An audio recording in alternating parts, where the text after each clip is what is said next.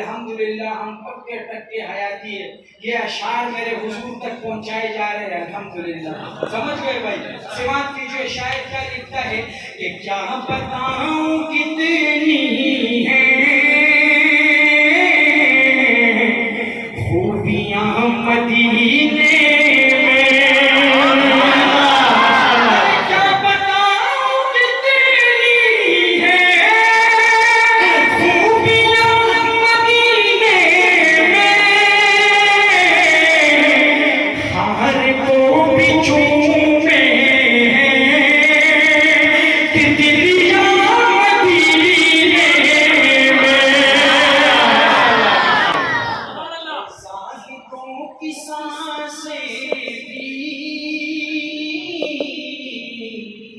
इस तरह नहीं चलती साहिबों की सांसें भी इस तरह नहीं चलती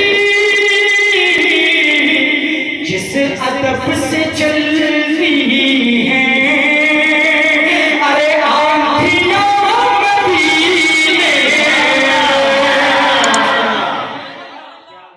जब मेरे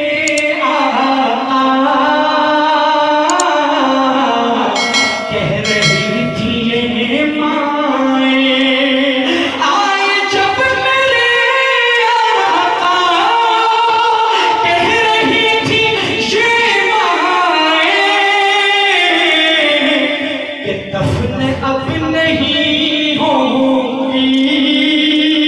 अरे बेटियां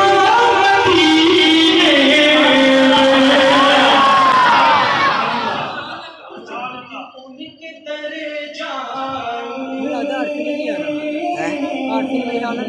कैद हो के रह जाऊं